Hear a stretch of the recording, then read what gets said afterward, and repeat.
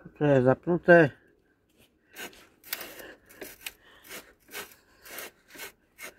Tu toč.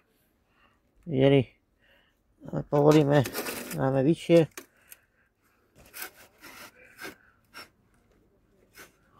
Dopoď bližšie, aby to videli. Ale ich ten tok. Dobre. Nižšie, aby videli, že kerman sa už nedá vyššie dať. Poď tu dole, aby to videli. Tu. No, je to aj na konci, poď vyššie. Aby videli, kerman sa vyššie nedá dať. To je maximum. Potom. No. Potom toto tu, ten kábel. Vlastne keby som kábel tu dal, tak čo bude robiť? No, vidíte? Ten kábel je úplne, musí mať... Ako to napojím zase do prči. No, je napevno. Napevno je. A musím ho mať takto na voľno vlastne. Keď ho nemám na voľno, keby som ho dal takto tu, ako by mal byť, popri tomto vlastne, keď dám, tak mi to chytím, idem, tento robím ako, že idem po teréne, a čo mi robí, vydvihne mi to.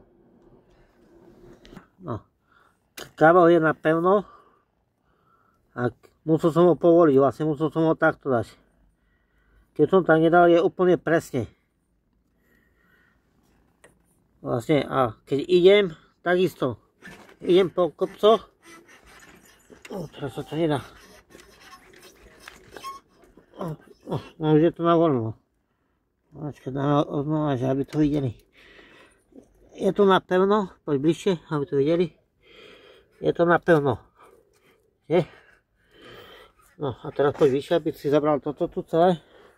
Čo robím? A vlastne idem po teréne, keď skáčem.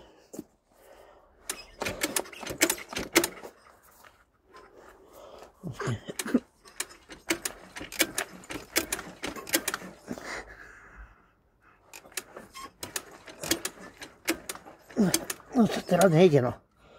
Ale skrátka takisto sa vyberá.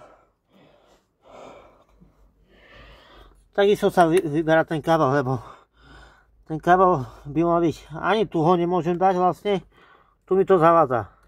A keď som ho dal tu úplne presne, dolu vlastne, ako by mal byť tu nač, tak teraz to nie je ako si... Skrátka ten kábel je na presne. A tým pádom sa furt vyťahuje ten kábel. Toto sa vyťahuje furt. Keď peruje sa, tá sa vyťahne, tak aj tým. Je to moc na tesno.